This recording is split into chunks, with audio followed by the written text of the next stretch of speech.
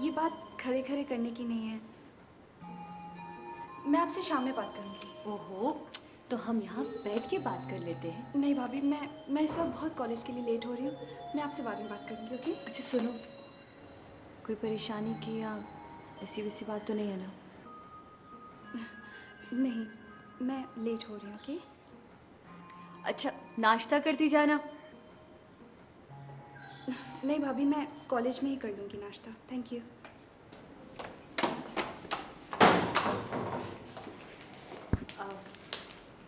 आज मैंने जल्दी कर दी है, तुम्हें देर हो गई? नहीं वो, मैं तो तैयार थी, इरमा को नाश्ते के लिए रोक रही थी। ये शायद दफ्तर नहीं गया, उसका कमरा अब तक बंद है। मुझे नहीं पता। अब कौन सा नया हंगामा खड़ा होगा? शायद कुछ बताता नहीं है। अगर सलमा को फोन करो तो वो बिगड़ जाता है। खैर, तुम सफिया से कहो तो शायद को उठाए और नाश्ता बनाए। मैं आज खुद उससे बात करूंगी। सफिया, तुम क्या बात करोगी? अगर तुम्हें कुछ करना होता तो आज इस बात की नौबत ही ना आती। मुझे तो पहले ही पता था कि वो अपने घर वालों को लेकर कभी नहीं आएगा, किसी सूरत भी नहीं। लेकिन मामा देखें, यही होता है मनमानी करने का नतीजा। आज वो तुम्हें कोई अहमियत नहीं देता। अगर उसे तुम्हारी जरा सी भी परवाह होती तो वो जरूर अपने घर वालों को लेकर आता।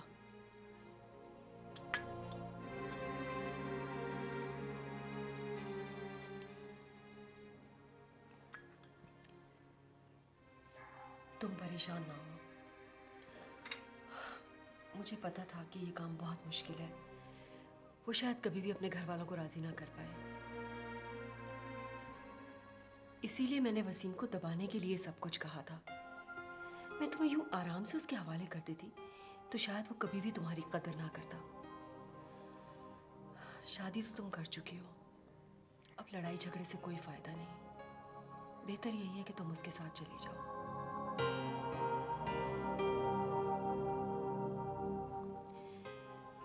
मैं आज ही उसे फोन करके बुलवाती हूँ। नहीं मामा, आप उससे फोन मत कीजिएगा। वसीम कह रहा था कि मैं घर आकर बात करूंगा। आने दे उसे, देखिए वो क्या बात करता है।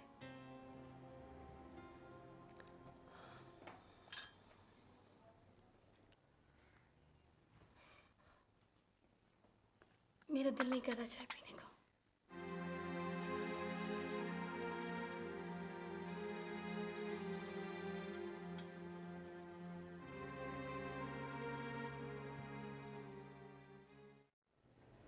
फैजान, इस तरह के काम बहुत प्लान करके किए जाते हैं, तब कहीं जाके कामयाबी मिलती है।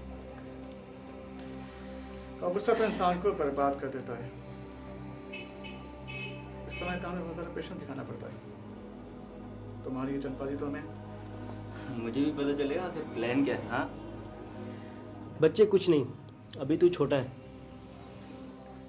आमिर भाई, आप ही मुझे कुछ बता दें, मामला है क्या? मुझे समझ में नहीं आ रहा। आपका अचानक हमारी क्लास ज्वाइन करना और फिर नोमी के ग्रुप के साथ सीट रिजर्व रखने का कहना।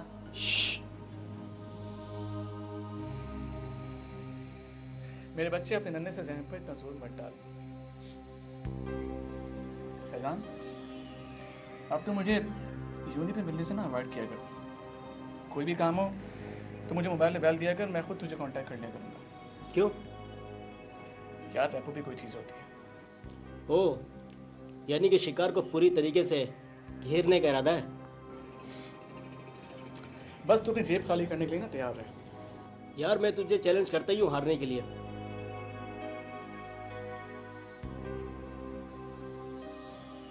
तू बता, इतना बुरा मुंह क्यों बना रहा?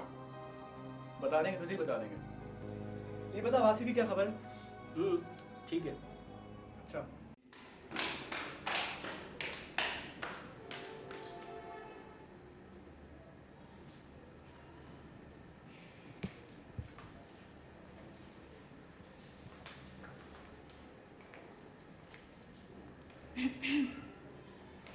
क्या बात है?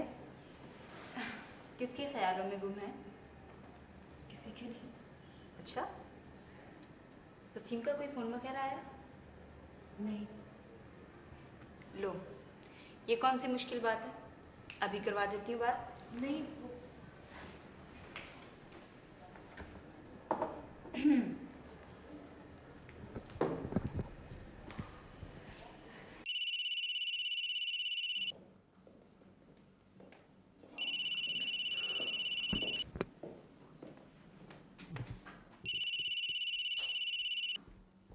हेलो। जी जनाब, आप तो ऐसे गए कि हमें भूल ही गए। एक फोन तक नहीं किया। अच्छा चलो, अपनी बेगम साहिबा से बात करो। हेलो। हाँ हेलो। कैसी हो? आप कैसे? काम कैसा चल रहा है? बिल्कुल ठीक। वो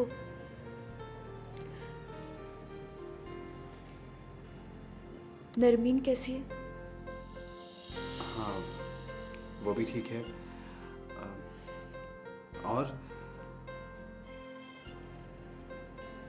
नहीं।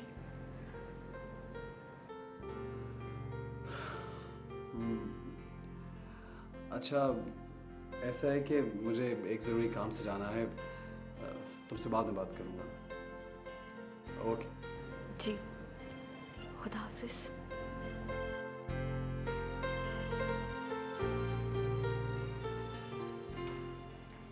ये सलमा ऐसे कैसे चली गई? शायद तो कुछ नहीं बता रहा। पता नहीं अम्मी, मैं पूछती हूँ।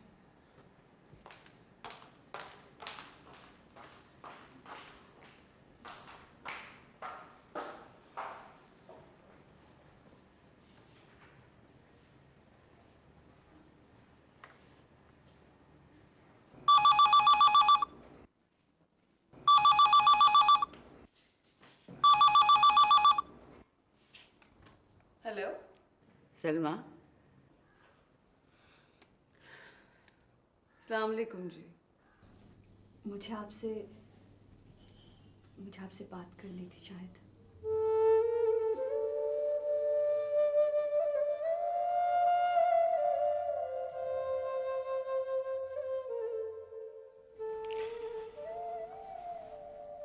मुझे पता है तुमने मुझसे क्या कहना है।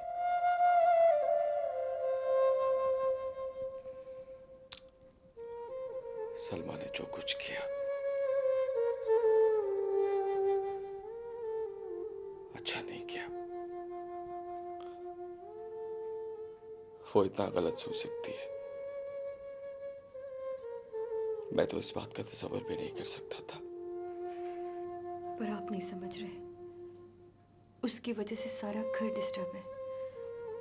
अम्मी मुझसे कितनी बार पूछ चुकी है, लेकिन मैं प्लीज शाहिद, आप उसको घर लेकर आ जाइए प्लीज। नहीं, मैं उसे लेकर नहीं आऊंगा। वो अपनी मर्जी से गई है और अपनी मर्जी से ही आएगी।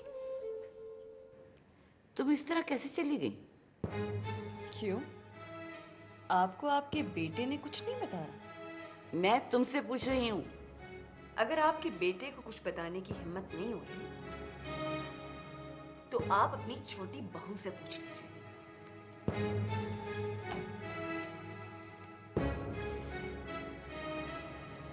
सोफिया,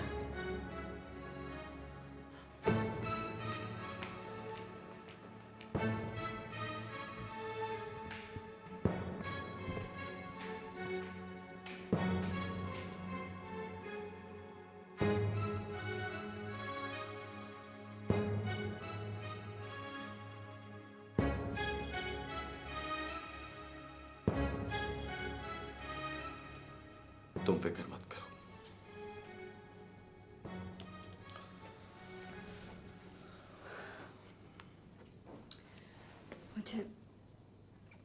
मुझे बहुत डर लग रहा है। अगर अम्मी को कुछ पता चल गया तो वो मुझे... किसी को कुछ पता नहीं चलेगा, तुम परेशान मत हो।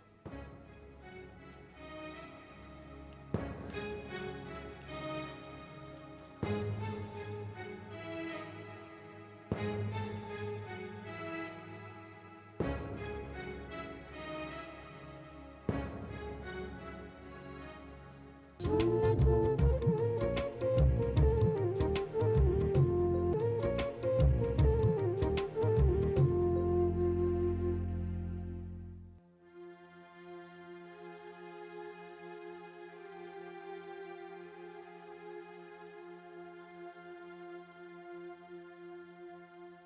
बात है सन्नू? क्या परेशानी है तुम्हें? आई हो तो अब आराम से रहो, चली जाना। देखो मियाँ ने लेने आना होगा तो वो भी आ जाएंगे। अस्सलाम वालेकुम पापा। अरे भाई साहब, आप, मैं आपको ही बुलाने जा रही थी। बैठिए, चाय लें।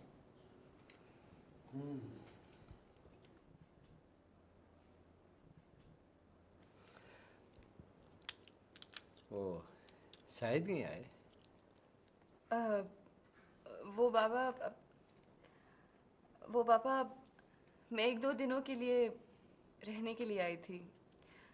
असल में वो जरा बिजी थे तो मैंने सोचा कि कुछ।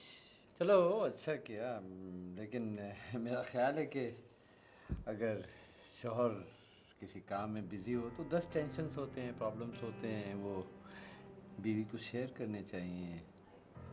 क्यों? मेरा ख्याल है तुम्हें वहीं रहना चाहिए था। हाँ पापा शाहिद कौन सा अकेले हैं वहां पर? अम्मी है, नौकर हैं, उनकी बहन मौजूद है।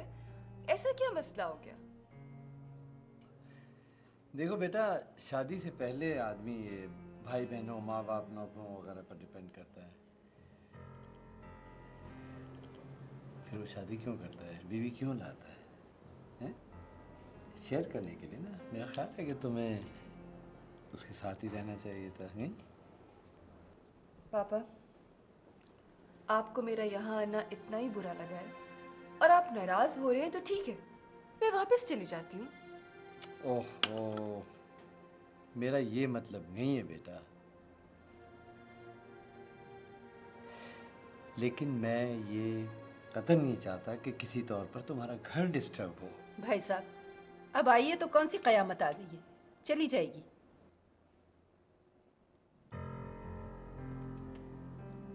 चाय पिए आप।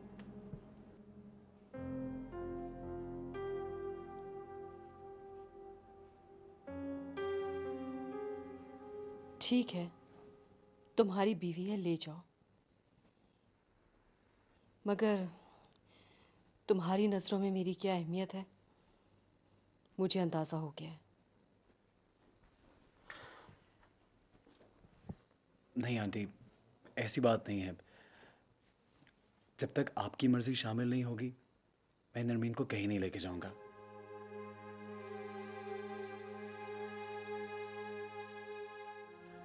मैं तुम्हारी मामा को नाराज नहीं करना चाहता। मेरा क्या है, मैं तो आज भी अकेली हूँ और कल भी। बिल्कुल नहीं, हमारे होते हुए आप बिल्कुल अकेली नहीं हैं। आप हमारे साथ चले ना, हमारे अपार्टमेंट। क्यों नरमीन? नहीं, नियाज भाई कब से मुझे अपने पास बुला रहे हैं, मैं टाले जा रही हूँ। जी, नरमीन ने बताया था कि वो आए हुए हैं पाकिस्तान। हाँ, आसिफ भी आया था साथ। उन दोनों के सामने मुझे जितनी शर्मिंदगी उठानी पड़ी मैं ही जानती हूँ। बेचारे कितने ख्वाब सजा कर आए थे और कैसे खाली हाथ गए। क्या सोचते होंगे, नरमीन को पढ़ाया लिखाया, इतना साथ दिया और ये सिला मिला।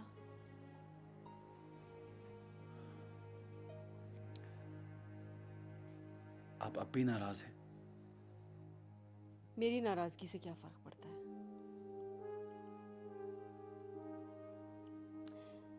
तुम ये बताओ, नरमीन को ससुराल तो ले जाओगे ना? शादी इसलिए नहीं होती कि लड़का और लड़की एक हो जाए और सारा जमाना जाए जहन्नम में। दो खानदान एक होते हैं, नए रिश्ते बनते हैं, ताल्लुकदारियां शुरू होती हैं। नरमीन ससुराल जाएगी तो खानदान बनेगा ना। आंटी, बस जरा अम्मी मान जाए, फिर तो सब एक दूसरे को जान जाएंगे ना। वैसे भी नया नया मामला है, और फिर अभी रिसेंटली शाहिद भाई ने अपनी मर्जी से शादी की है, पसंद की। पता नहीं अम्मी का मूड कैसा होगा। देख लो, ऐसी होती है औलाद। तुमने तो अपनी माँ को कोई अहमियत नहीं दी, और उसको देखो, अपनी माँ की नाराजगी से कितना डरता है। आंटी प्लीज आप फिक्र ना करें, मैं अम्मी को लेकर आऊंगा और आपको भी लेके जाऊंगा, फिर तो आपकी नाराजगी दूर हो जाएगी ना। हमने तो समझा दिया, अब तुम जानो और तुम्हारी जिंदगी। नरमीन, अब तो कोई प्रॉब्लम नहीं ना तुम्हें? नहीं।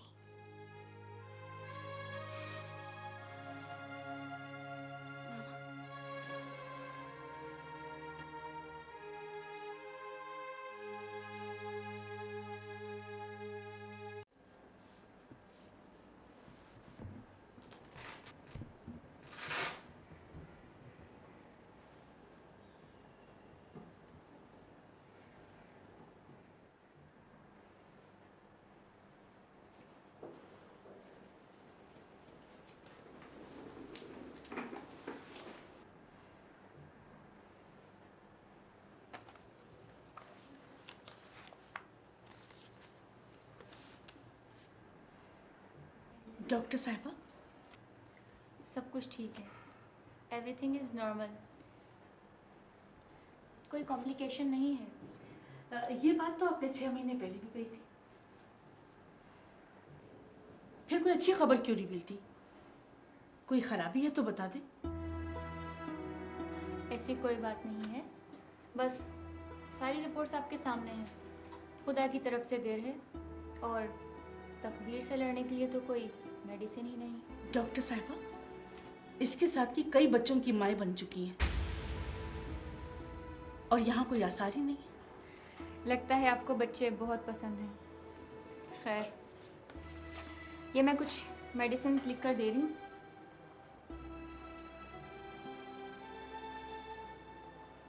आप इन्हें प्रॉपर इस्तेमाल कीजिएगा। आपकी रिपोर्ट से वीकनेस शो हुई है। खुश रहें, टेंशन बिल्कुल मत लें।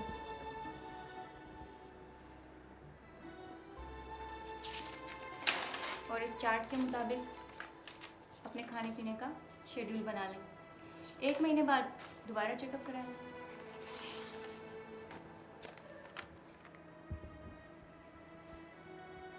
डॉक्टर साहिबा, ये तो सब ताकत की दवाई है। तुम्हें किस चीज की कमजोरी है? माशाल्लाह, दिन भर पेट भर के खाती पीती रहती है, सब कुछ मैसर है। किस चीज की कमी है इसे? कमी है तो सिर्फ औलाद की। कुछ भी करें डॉक्टर साहिबा, मुझे बस औलाद चाहिए। देखें, ये वो वाहिद काम है जिसमें जबरदस्ती नहीं की जा सकती। अगर ऑपरेशन की जरूरत है ना, तो आप वो भी कर लें, मगर मैं इसकी गोद भरी हुई देखना चाहती हूँ। मैं किस बात का ऑपरेशन करूं जब इन्हें ऑपरेशन की जरूरत ही नहीं है? तो देखें, आप सब्र से काम लें, अल्लाह खैर करेगा। पता नहीं खैर कब होगी। चलो।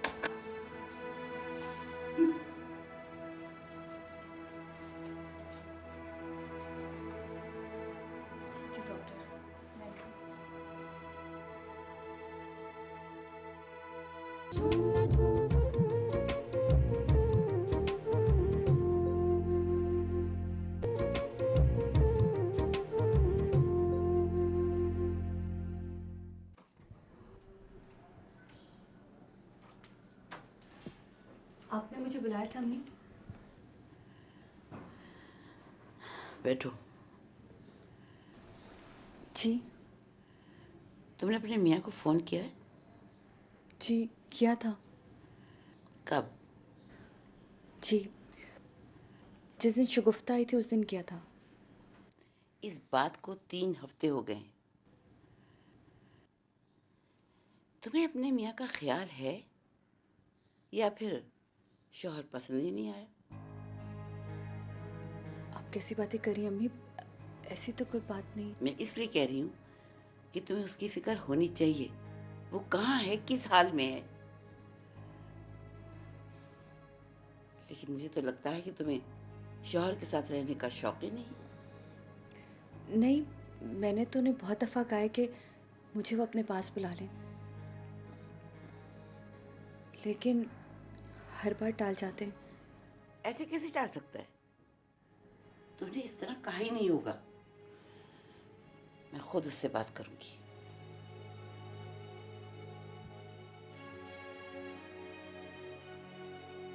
बस अब मुझे एक दिन भी उस घर में नहीं रहना।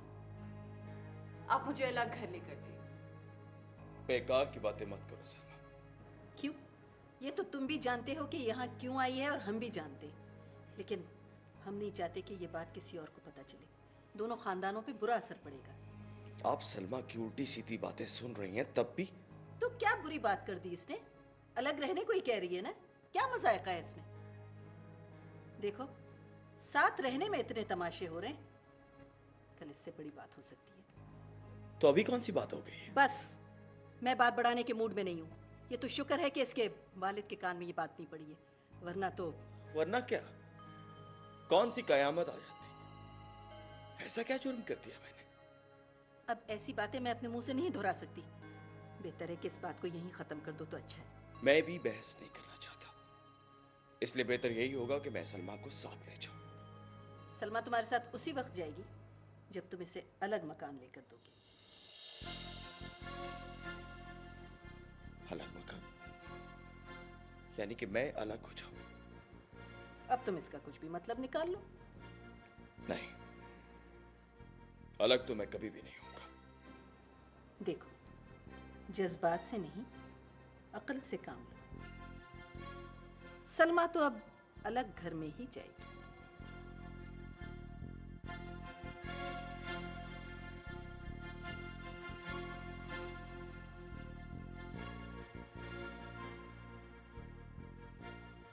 तो ये आपकी शर्त है? कुछ भी समझ लो। सलमा अगर वापस जाएगी तो उसी घर में जाएगी, और अगर आपको